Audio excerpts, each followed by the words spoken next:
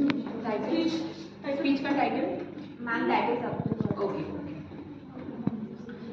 साहिल पे पहुंचने से इनकार किसे है, साहिल पे पहुंचने से इनकार किसे है, लेकिन तूफानों से लड़ने का मजा ही कुछ और है। कहते हैं कि किस्मत खुदा लिखता है, कहते हैं कि किस्मत खुदा लिखता है, लेकिन उसे मिटा के खुद लिखने का मजा ही कुछ और है। तो आदरणीय गुरुजनों को मेरा सादर नमन और मेरे सभी प्यारे फ्रेंड्स को गुड आफ्टरनून। तो जैसा कि आप सब लोग जानती हैं, मेरा नाम पूजा गुर्जर है और मैं आज आप सबके समक्ष एक छोटा सा प्रेरणादायक भाषण प्रस्तुत करना चाहती हूँ। देखो, जब एक नदी अपने ओरिजिन पॉइंट से शुरू होती है तो शुरुआत से उसका एक लक्ष्य होता है, अपनी मंजिल तक पहुंचना। उसकी मंजिल होती है सागर में जाके मिलना। उसके रास्ते में बहुत सारी बाधाएं आती है, बहुत सारी कठिनाइयां आती हैं, लेकिन वह लगातार बहती रहती है। हाँ, भले ही कुछ जगहों पे उसकी स्पीड थोड़ी धीरे पड़ जाती है, लेकिन वह रुकती कभी नहीं है, हमेशा निरंतर आगे बढ़ती रहती है।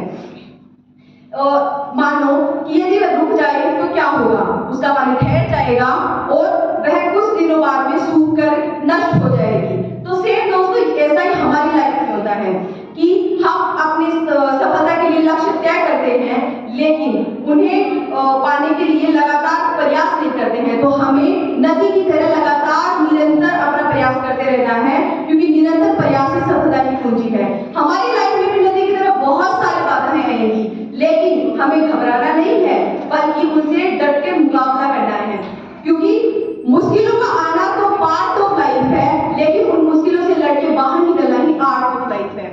प्रकृति का नियम है कि जो निरंतर चलता रहता है उसकी सफलता तय है, और जो ठहर जाता है उसकी असफलता तय है। पवन को देख लीजिए, हमेशा चलती रहती है, इसलिए दुनिया का प्रत्येक जीव बिना पवन के नहीं रह सकता।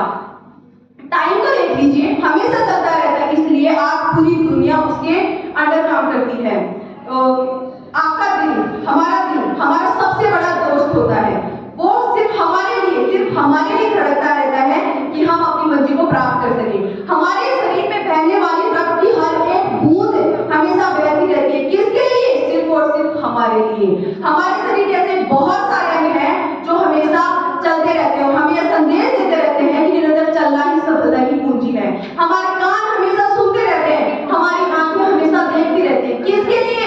सिर्फ और सिर्फ हमारे लिए, कि हम अपने लक्ष्य को प्राप्त कर सकें। हम हमारी लाइफ में बहुत बार रियलाइज होते हैं, काश ऐसा नहीं होता, काश वैसा नहीं होता, ऐसा क्यों हुआ, वैसा क्यों हुआ, कंप्लेन करते हैं, विश करते हैं, लेकिन इस सबका एक ही परिणाम निकलता है, और वो है टाइम वेस्ट। इसलिए अंत में मैं बस जाते जाते आपसे एक बात कहना चाहूंगी कि चुनौतियों को अपने मिशन में बदल दो, पीड़ा को